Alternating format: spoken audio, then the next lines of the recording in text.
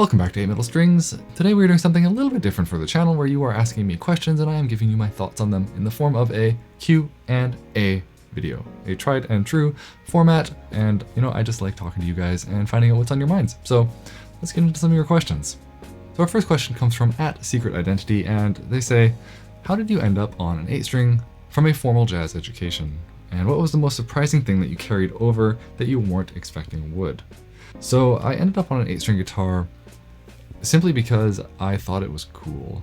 About 5 years after I finished my jazz education, which was done on the 6-string, I was preparing to go into my master's in composition, and as a little reward for myself for being accepted into the school, I bought myself one of these guitars.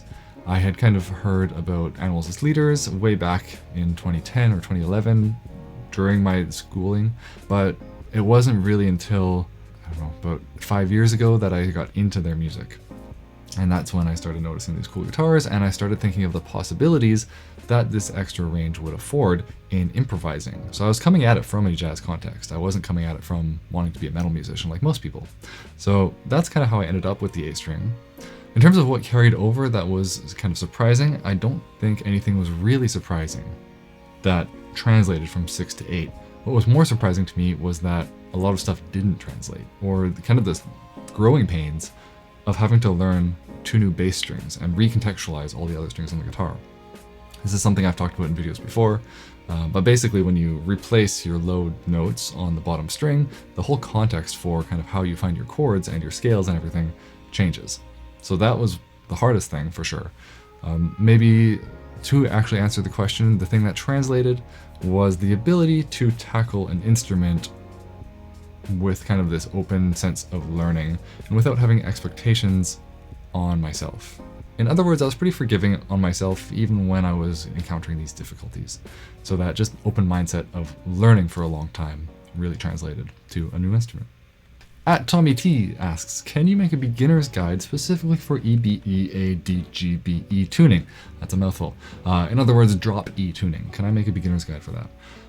I have thought about doing this, and I may in the future still, but when it comes down to it, I haven't spent that much time with drop E to feel comfortable like I can offer any extra insights that people can't already figure out on their own. Really, in my opinion, the only difference between standard tuning and drop E is you have the same notes on your 6th E string and your low 8th string, so you don't have to relearn the low bass string.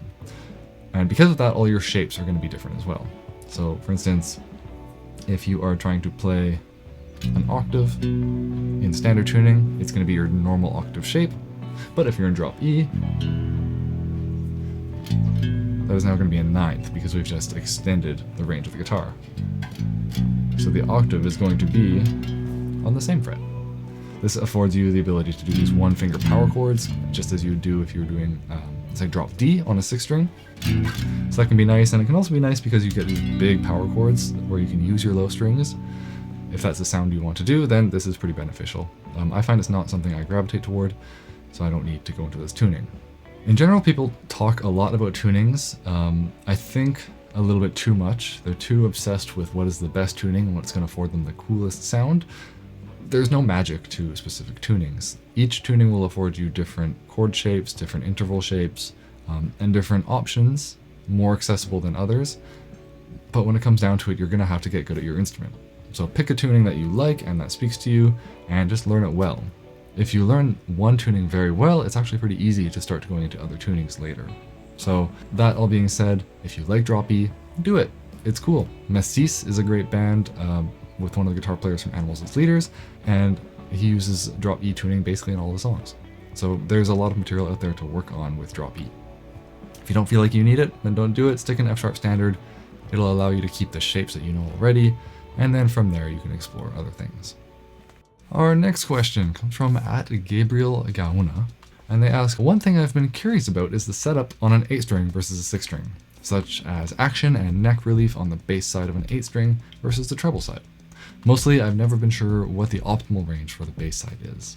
Okay, so I've been asked a lot about setup on an 8-string guitar, and I have to keep refusing making a video about it.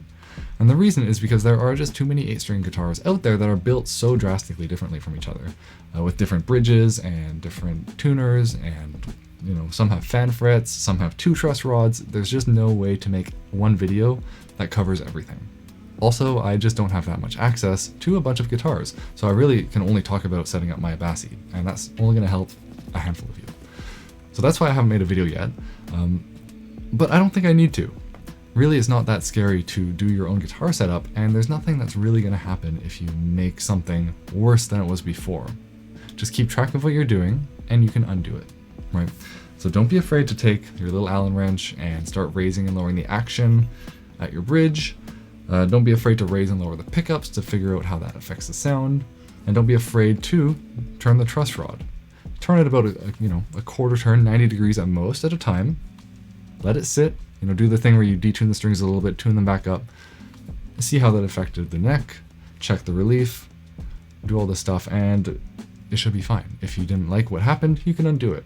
There's no breaking the neck as long as you don't wrench on the truss rod a few times in a row. You're not going to cause any harm. So I really encourage everyone to just mess with your own setup. Find what works for you, what action feels good, figure out where notes buzz, where they don't, see if you can fix it, look up tutorials for a 6-string setup. It's not that different, right? So take some steps to form your own opinions and your own knowledge of your instrument and take ownership of it, right? Like, you own it. You're going to be spending your life playing it, hopefully, and learning it now is going to serve you in the long run, so you don't have to keep asking people or bringing it to the Guitar Center and having somebody who frankly doesn't really know more than you about your guitar trying to do the setup for you. So invest a little bit of time, set up your own guitar. At Mr. Binglebongle, friend of the channel, asks, I don't know if there's a particular topic in mind, but a general progression from novice to beginner to advanced would be cool. I know specialization is a thing, so generalized stuff would be nice. Progression is hard to describe. It's different for everybody, and how they arrive at these different kind of levels of guitar playing are going to be different. But I can give you kind of my understanding from years and years of teaching of what constitutes a beginner versus intermediate versus advanced. So in my opinion, a beginner is just acquiring technique to hopefully be able to play their instrument. They're learning super basic theory on top of that to try to understand what's going on. Maybe they're coming into contact with the idea of a major scale for the first time, or a triad, or an interval, right? So it's just very basic stuff to help understand what they're doing. But a lot of the time is going to be spent trying to play, just doing basic exercises to get their fingers working. We're not even talking about artistic expression. We're not even talking about playing a song all the way through yet. It's just really basic motor skills.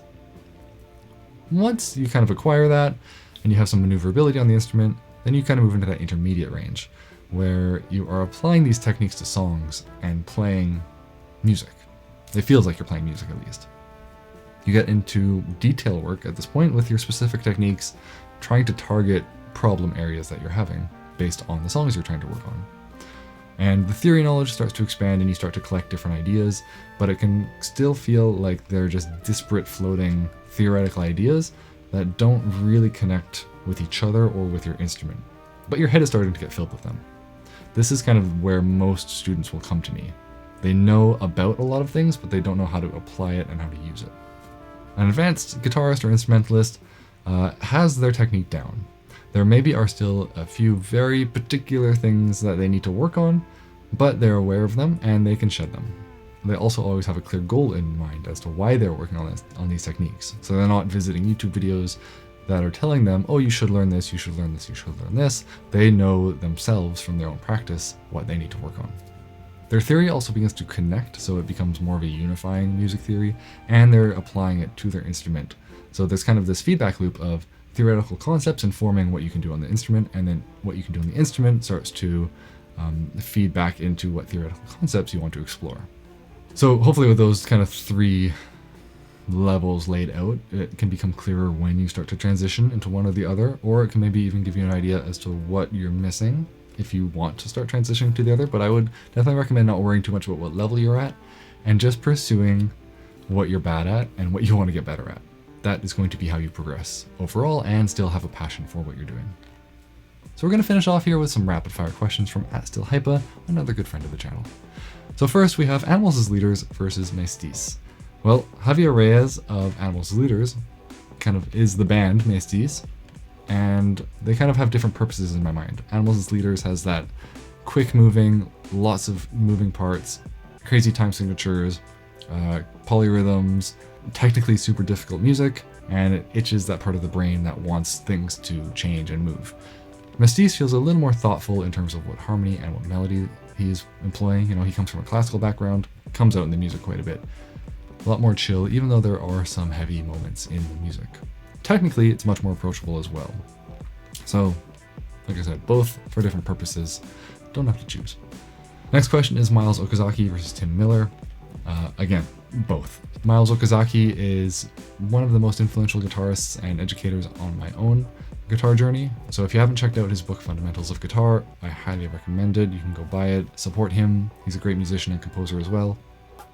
But it just has so much educational value if you're trying to get better at this instrument. On the other side, Tim Miller is putting out more and more content lately, a lot of good YouTube videos, and also a lot of good books. On top of that, his improvising blows my mind every time I hear it, and his legato technique is something that I feel I am leaning toward now at this point in my life. So again, for different purposes, absolutely both. Standing versus classical position all the way. There are straps that can tether your guitar kind of around your torso so they don't pull on your neck, but those are quite expensive and I just don't really need to do that right now. Maybe if I was a touring musician, I would, but for the time being, just sitting with a nicely balanced instrument has no tension on my neck, so this is what I'll pick all the time. Practicing with loopers. A great idea. It allows you to learn how to accompany yourself, learn how to use chords or create a bass line or a vamp or something, and then you can also work on the thing that you're actually intending to work on, whether it's improvising over some chord changes, doing some sort of comping over a bass line, or just shedding a passage over and over. So yes, loopers are great whether you do it in a DAW or with a pedal. Highly recommended as a practice tool. And finally, curing first finger dominance in the left hand. So I'm assuming that means always needing to see things from the first finger up in this vertical diagonal direction. To cure that, I would just, one, work in earnest on pinky finger and third finger stuff, whether that is technique, like hammer-ons and pull-offs and stuff to make it more comfortable to lean on those fingers.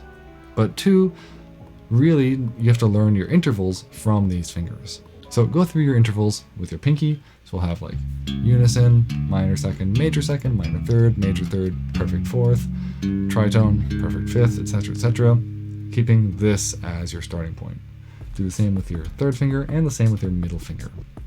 If you get used to those interval shapes on all the different string groups, and you can kind of pull out an interval no matter what finger you're on, that kind of tells you you are pretty comfortable with all your fingers, not just your index. In order to keep this video from getting too long, I'm going to cut it here, and we're going to put the rest of the questions in another video. So let me know if you want to see that in the comments down below. And if you have your own burning questions about the guitar, or you're looking to get better, then I do also teach privately. So I will leave a link in the description down below so you can check out the information on that, and feel free to reach out. I would be happy to chat and give you some more information on what private lessons look like. So with that, I hope you have a great rest of your day, wherever you are in the world, and as always, happy practicing.